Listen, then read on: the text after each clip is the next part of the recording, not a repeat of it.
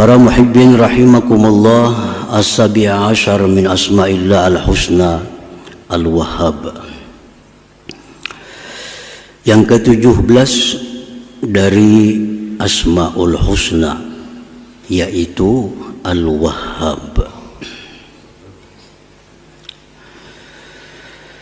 Di dalam Al-Quranul Karim ada beberapa disebut nama Allah Al-Wahhab ini. Di antaranya firman Allah Ta'ala, a'udzubillahi minasyaitonir rajim, wa hab lana min ladunka rahmah innaka antal wahhab. Artinya, dan berikan kepada kami dari sisi engkau rahmat, sesungguhnya engkau itu adalah maha pemberi. Jadi rahmat Al-Wahhab itu secara ringkas diartikan dengan maha pemberi, Al-Wahhab. Al-Wahhab huwa alladhi yu'ti kulla muhtajin ma yahtaju ilaihi la li'iwadin wala ligharadin ajilin wala ajil. Al-Wahhab itu artinya adalah yang memberi tiap-tiap orang yang berhajat akan sesuatu yang dia hajatkan kepadanya. Dia beri seseorang yang berhajat bukan untuk diganti, bukan ada tujuan-tujuan, baik di dunia maupun di akhirat nantinya. Jadi itulah makna Al-Wahhab. Allah memberikan kita sesuatu yang kita perlukan, dan Allah memberikan itu tanpa mengharapkan sedikit pun dari kita, baik itu balasan di dunia maupun di akhirat. Jadi semata-mata Allah memberi tanpa ada balasan apa-apa. Paman wahaba walahu fi hibatihi gharadun yanaluhu min sana'in aw mawaddatin aw ghairihima falaysa biwahhab. Barang siapa yang memberi dan baginya pada memberi itu ada tujuan yang akan dicapai, baik pujian atau cinta atau selainnya, maka bukanlah itu Al-Wahhab. Jadi kalau kita memberi sesuatu ada maksud, ada tujuan, baik tujuannya berupa materi atau tujuannya berupa pujian, maka bukanlah itu namanya Al-Wahhab. Jadi Allah memberikan semata-mata sesuatu yang kita perlukan, tanpa ada iming-iming apa, tanpa ada harapan apa-apa kepada kita ini. Para muhibbin rahimakumullah, perkara Allah menyuruh kita untuk takwa, Allah menyuruh kita sembahyang, Allah menyuruh kita sedekah, itu kembali kepada kita manfaatnya, bukan kepada Allah. Jangan sekali-kali berprasangka bahwa Allah itu menyuruh kita sembahyang supaya dia lebih mulia. Jangan sekali-kali berprasangka bahwa Allah itu menyuruh kita berzikir agar dia menjadi lebih tinggi. Bukan itu. Allah menyuruh berbagai macam kebaikan kepada kita, manfaatnya itu kembali kepada kita. Sedikit pun tidak akan kembali kepada Allah Subhanahu wa ta'ala. Nah, para muhibbin rahimakumullah, sebesar apapun taat kita kepada Allah, kada akan meninggikan kedudukan Allah. Sebesar apapun ibadah kita kepada Allah, kada akan menambah kemuliaan Allah. Sebesar apapun maksiat kita kepada Allah, sebesar apapun ingkar kita kepada Allah, sedikit pun kada akan menurunkan ketinggian derajat Allah Subhanahu wa ta'ala. Jadi perbuatan taat yang disuruh Allah kepada kita untuk kita, untuk kita. Perbuatan maksiat yang dilarang Allah kepada kita itu pun untuk kita. Karena setiap maksiat itu ada mengandung mudarat. Setiap maksiat baik kecil ataupun besar di dalamnya ada mudarat, ada bahaya. Nah, oleh karena itu Allah melarang kita jangan melakukan ini supaya kita jangan mudarat. Bukan kembali kepada Allah Subhanahu wa ta'ala. Nah, para muhibbin rahimakumullah. Jadi Allah memberikan tiap-tiap orang yang berhajat sesuatu yang dia hajatkan, bukan karena mengharapkan gantian dan bukan karena ada tujuan. Oleh karena itu Allah dinamakan dengan Al-Wahhab ini. Para muhibbin rahimakumullah. Nah, sekarang apa yang kita perlu kepada Allah? Ini Allah akan memberi kita apa yang kita perlu. Itulah namanya Al-Wahhab. Apa yang paling kita perlukan? Apa yang paling manusia butuhkan?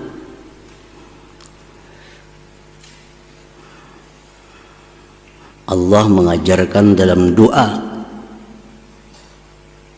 pada kitab sucinya Al-Quran, wahab lana min ladunka rahmah innaka antal wahhab.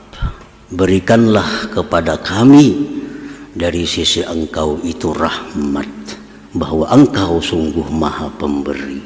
Jadi yang paling kita butuhkan, yang paling kita perlukan adalah rahmat Allah Subhanahu wa ta'ala.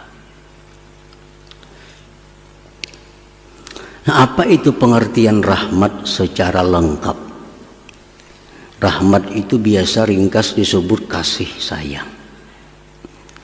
Nah, pengertian rahmat itu secara lengkap oleh ulama dijelaskan bahwa yang namanya rahmat itu mencakup 6 perkara. Jadi bila kita minta, ya Allah berikan hamba rahmat, berarti ada 6 yang kita minta. Apabila Allah memberikan kepada kita rahmat, berarti salah satu di antara 6 ini yang dia berikan kepada kita.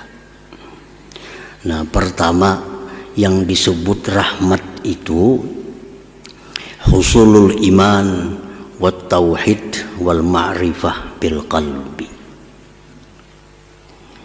Hasilnya iman, tauhid, ma'rifat di dalam hati. Itu rahmat. Kita nih bisa beriman kepada Allah, itu dapat rahmat Allah.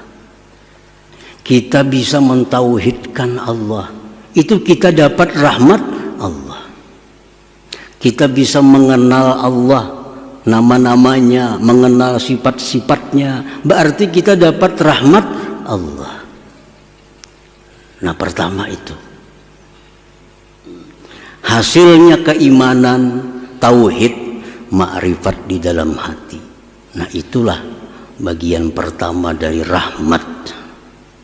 Yang kedua, husul nurit ta'at wal ibadah fil jawarih. Hasilnya cahaya taat dan ibadat pada anggota tubuh. Kita menuntut ilmu sekarang ini, berarti kita dapat rahmat. Berarti kita dapat rahmat.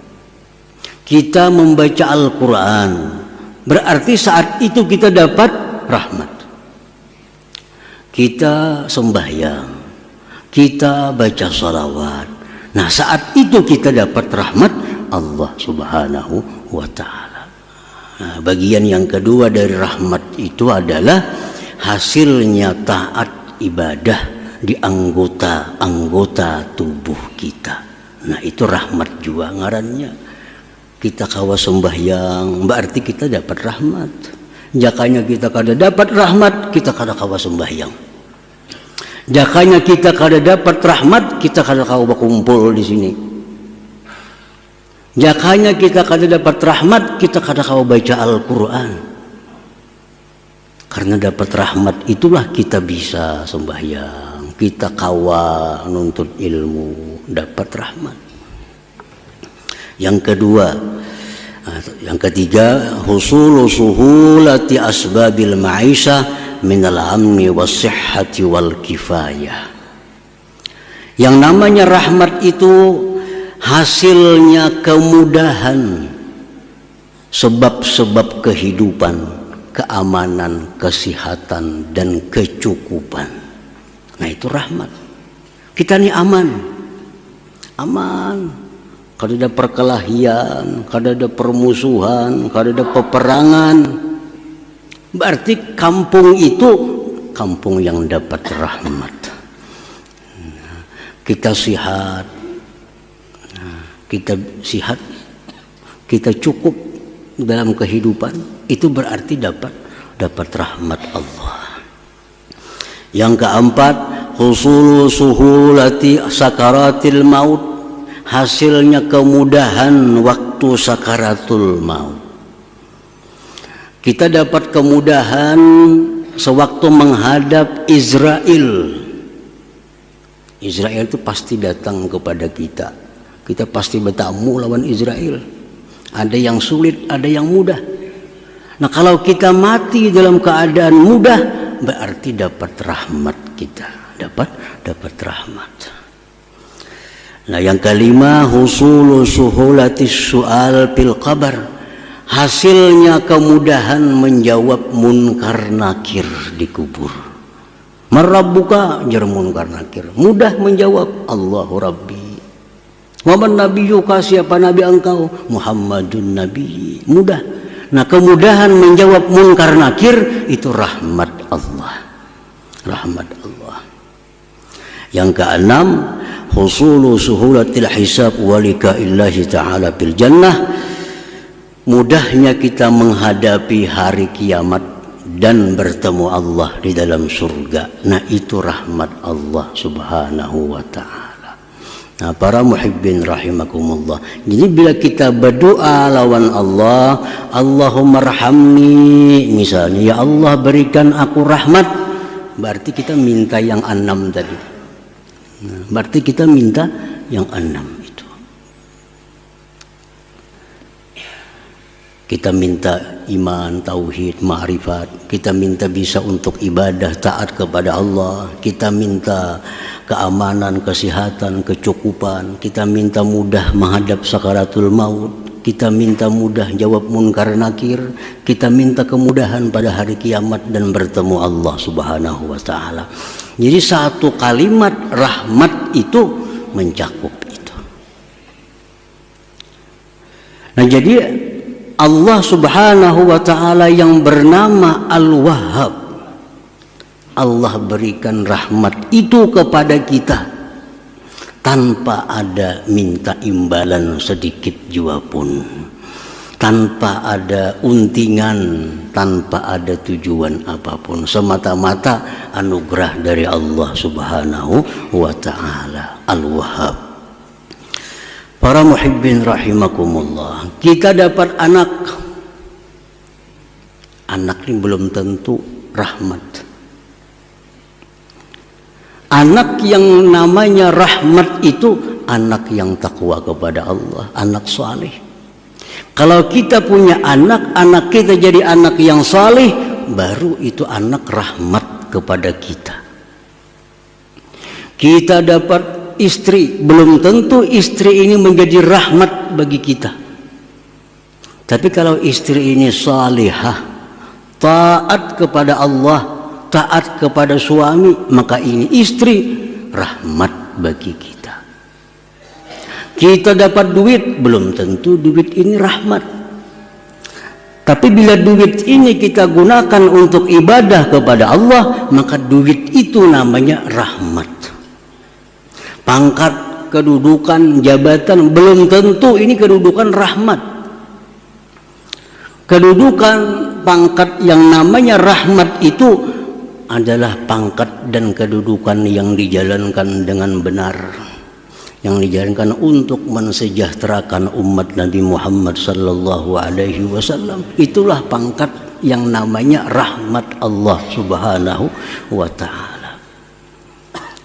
Jadi setiap rezeki dari Allah belum tentu nikmat. Setiap nikmat belum tentu rahmat. Rezeki ini ada yang halal, ada yang haram. Nah, rezeki yang halal disebut nikmat. Nah, nikmat ini bila disyukuri menjadi rahmat. Tapi bila nikmat ini kada disyukuri, maka dia berubah akan menjadi azab kepada kita. Nah, para muhibbin rahimakumullah. Al-asya'u allati tajribu rahmatallah ta'ala. Ini sesuatu yang membawa, yang menarik rahmat Allah. Nah, begitu pentingnya rahmat Allah, kita disuruh untuk mencari rahmat itu. Di mana kita mencari rahmat Allah? Nah, di mana andaknya rahmat Allah itu?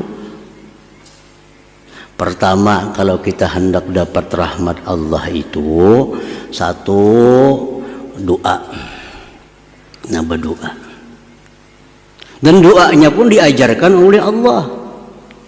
Doanya pun diajarkan oleh Rasulullah. Rabbana la tuzigh qulubana ba'da idh hadaitana wa hab lana min ladunka rahmatan innaka antal wahhab. Nah, baca aja doa itu memancing datangnya rahmat kepada kita. Dan rahmat ini kada diberikan Allah kepada semua orang. Rahmat ini hanya diberikan Allah kepada orang-orang yang dia cintai. Orang kafir kada diberi Allah rahmat. Dan kita kada boleh memintakan orang kafir agar dapat rahmat. Kada boleh. Ada orang kafir, mudahannya diberi rahmat, kita nang berdosa. Doa untuk orang kafir itu hanya satu. Ya Allah, berikan dia hidayah kepada jalan yang benar. Allahumma hdih ila siratil mustaqim. Kita melihat orang kafir, melihat orang musyrik, doakan agar mereka dapat hidayah, petunjuk dari Allah. Jangan didoakan dapat rahmat. Karena rahmat itu Allah kadang akan memberi kepada orang kafir. Rahmat hanya diberi kepada orang-orang yang dicintai oleh Allah Subhanahu wa ta'ala. Satu doa tadi. Nah, biasakan berdoa minta rahmat. Nah, bisa dengan doa tadi, atau Allahumma arhamni, ya Allah berikan aku rahmat. Irhamni itu artinya berikan aku rahmat. Nah, wa minha hudhuru majlisi ilmin wa zikrin, dan sebagiannya lagi untuk mendatangkan rahmat itu menghadiri majlis zikir, majlis ilmu. Kita berkumpul. Nah, berkumpul berzikir kepada Allah itu mendatangkan rahmat. Baik zikirnya berupa menyebut lafzul jalalah, atau zikirnya itu membahas tentang hukum-hukum Allah. Kita dudukan bertiga, berempat, 10, 20 orang. Kita berzikir. Baik zikir salawat, Quran, atau kita membaca kitab-kitab yang membahas tentang halal haram. Nah, itu datang rahmat Allah kepada kita. Turun rahmat Allah kepada kita. Rasulullah SAW bersabda, la yaq'udu qaumun yazkuruna Allah azza wa jalla illa haffathumul malaikah wa ghashiyatuhumur rahmah wa unzilat alaihimus sakinah wa zakarahumullah fi man indah, rawahu Muslim. Tidak duduk sekelompok orang berzikir kepada Allah, melainkan meliputi akan mereka itu oleh malaikat. Nah, malaikat ini bertumpang-tumpang sampai ke atas langit. Ini malaikat melindungi orang nang zikir kepada Allah nih, bertumpang berlapis-lapis sampai ke atas langit. Wa ghasyiyatuhumur rahmah, dan meliputi akan mereka itu orang yang berzikir rahmat Allah. Nah, Orang ini diliputi oleh rahmat Allah dan diturunkan atas mereka ketentraman, dan mereka disebut-sebut Allah di sisi para malaikatnya. Jadi hadir ke majelis ilmu, hadir ke majelis ta'lim, itu adalah menarik rahmat Allah. Nah, yang ketiga, ziaratus salihin, ziarah kepada orang saleh. Ziarah bailang, baik yang diilang ini masih hidup atau yang diilang ini sudah dikubur. Kita ke kubur orang saleh, kita bailang ke rumah orang saleh, kita bertemu mereka, itu kita dapat rahmat Allah Subhanahu wa ta'ala. Walaupun kita diam, tak ada bebandir apa-apa, duduk, nah sudah dapat rahmat Allah. Nah, Imam Sufyan ibnu Uyainah mengatakan, inda dzikris salihin tanzilur rahmah. Ketika kita menyebut nama orang saleh, kita dapat turun rahmat Allah Subhanahu wa ta'ala. Nah, kita sebut nama Nabi misalnya, nah, kita sebut nama-nama sahabat, kita sebut nama-nama para imam, nah, kita sebut nama-nama para aulia, kita dituruni oleh rahmat Allah Subhanahu wa ta'ala.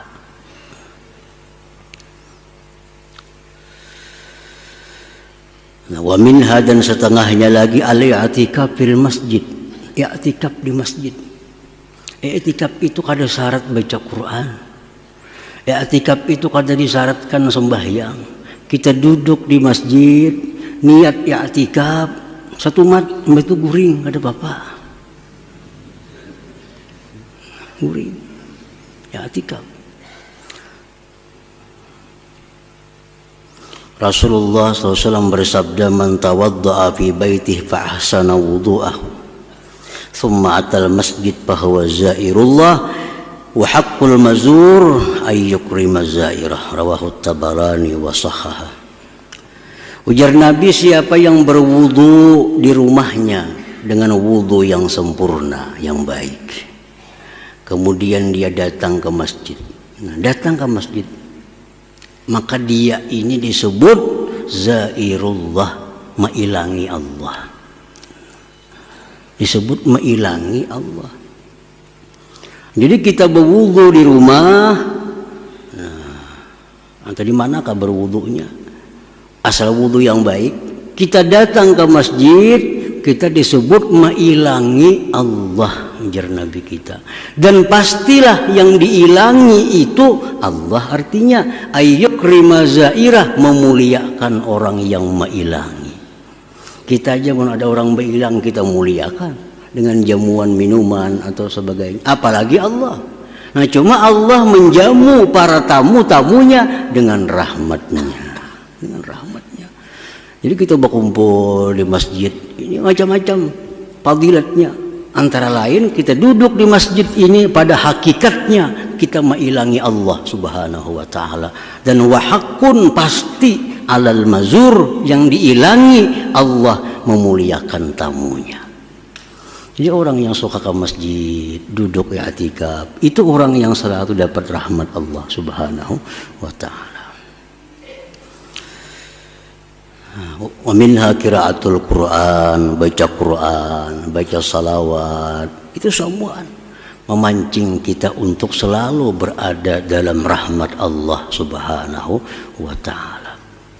Nah, para muhibbin rahimakumullah, al-mu'min bismillahil wahhab, orang yang beriman dengan nama Allah al-wahhab. Al-wahhab adalah yang memberi tanpa ada mengharapkan imbalan apapun. Nah, kalau kita beriman, kita percaya bahwa Allah itu Al-Wahhab, Allah memberi tanpa minta imbalan sedikit pun dalam bentuk apapun, kita selaku manusia, hambanya yang mengimaninya, ayyati ma yamlikuhu liwajhillahi ta'ala wahdah, la lil wusul ila na'imil jannah awil hadzari min azabin nar aw li hazzin ajilin aw ajil. Nah, kalau kita sudah beriman kepada Al-Wahhab sebagai nama Allah, maka kita memberikan sesuatu yang kita miliki kepada orang lain semata-mata karena Allah. Nah, semata-mata karena Allah, bukan untuk masuk surga, bukan untuk selamat di neraka, bukan untuk apapun. Kita memberikan kepada orang sesuatu yang kita miliki semata-mata karena Allah. Itulah orang yang beriman kepada nama Allah Al-Wahhab ini. Jadi ini memberi sesuatu bukan untuk supaya selamat. Ini memberi sesuatu bukan untuk minta puji. Dia memberikan sesuatu bukan untuk masuk surga. Dia memberi sesuatu bukan untuk terhindar dari api neraka, tapi dia memberi sesuatu kepada orang karena Allah Subhanahu wa ta'ala. Titik, ingat situ aja. Nah, itulah contoh orang yang beriman kepada nama Allah Al-Wahhab tadi. Jadi kada usah lagi kita bersedekah supaya kada usah, cukup karena Allah. Dan apabila kita memberi sesuatu itu karena Allah, semuaan yang lain itu mengikuti, akan datang dengan sendirinya, walaupun kita kadang mengharap, walaupun kita kadang meminta. Kita memberi makan orang karena Allah, otomatis sudah Allah akan beri dia surga, akan Allah jauhkan dia dari neraka. Dia akan dapat pujian dan dicintai oleh hamba-hamba Allah, walaupun itu di luar daripada harapan kita. Tapi kalau kita memberi supaya dipuji orang, belum tentu dipuji orang. Kalau kita memberi supaya dihormati orang, belum tentu dihormati orang. Tapi kalau kita memberi karena Allah semata-mata, semua anak lain akan kita dapatkan. Nah, jadi itu buah iman daripada nama Allah Al-Wahhab. Allah Al-Wahhab memberikan kepada orang tanpa ada tujuan apapun. Nah, kita pun memberikan kepada makhluk Allah tanpa tujuan apapun selain karena Allah Subhanahu wa ta'ala. Nah, para muhibbin rahimakumullah, para ulama banyak yang mengatakan bahwa Al-Wahhab ini mempunyai berbagai macam khasiat bagi orang-orang yang mengamalkannya. Antara lain, kalau kita membaca Al-Wahhab karena Allah Subhanahu wa ta'ala, kita akan diberikan oleh Allah pertama kekayaan. Maksud kekayaan hati. Hati kita ini merasa kita ini kaya. Hati kita merasa bahwa kita ini cukup. Nah, Al-Wahhab, apabila kita membacanya waktu sujud terakhir sembahyang duha, 14 kali cukup. Jadi sembahyang duha 2 rakaat misalnya, sujud terakhirnya kena ya Wahhab, ya Wahhab, ya Wahhab 14 kali. Diamalkan. Nah, artinya diamalkan tuh hari-hari. Nah, itu orang diamalkan. Namun sesekali banu kadang banu itu lain mengamalkan orangnya. Ini diamalkan hari-hari. Nah, Allah akan berikan kita dengan namanya Al-Wahhab itu satu kekayaan, setidak-tidaknya kaya hati. Nah, kaya hati. Nah, itu sudah dimujarab, dianggap mujarab oleh para ulama. Artinya kada seekong berdua ulama yang mengatakan itu mujarab. Kalau kita sembahyang duha, sujud terakhir, Subhana Rabbiyal A'la 3 kali, nah ya Wahhab, ya Wahhab 14 kali tiap hari. Nah, kita akan diberi Allah itu. Itu antara lain daripada fadilatnya Al-Wahhab itu. Nah, kemudian lagi para ulama juga mengatakan kalau kita membaca doa ini 7 kali setiap sembahyang fardu, Rabbana la tuzigh qulubana ba'da idh hadaitana wa hab lana min ladunka rahmah innaka antal wahhab. Kita akan dijaga oleh Allah. Dijaga dari apa? dari ikut aliran-aliran yang sesat, sehingga sampai mati kita mengikuti aliran yang lurus, jalan yang lurus. Rabbana la tuzigh qulubana, wahai Tuhan kami, jangan kau condongkan hati kami, ba'da idh hadaitana, sesudah engkau beri kami hidayah. Wa hab lana min ladunka rahmah, berikan bagi kami rahmat dari sisi engkau, innaka antal wahhab. Baca 7 kali mbah sembahyang, mengkada kawa kalimah waktunya barang mbah maghrib mbah subuh, baca 7 kali supaya kita bisa selamat dari tergoda dengan aliran-aliran yang sesat. Karena aliran dalam Islam ini banyak macam-macam aliran. Ada aliran yang kada bersembahyangan, ada aliran yang macam-macam. Nah, supaya jangan tergoda hati aliran yang kada jelas, yang bukan diajarkan Rasulullah, nah amalkan ini. Rabbana la tuzigh qulubana ba'da idh hadaitana wa hab lana min ladunka rahmah innaka antal wahhab. Nah, insyaallah kita akan dibimbing sampai akhir hayat kita berada di jalan yang diridhai oleh Allah Subhanahu wa taala. Amin ya rabbal alamin.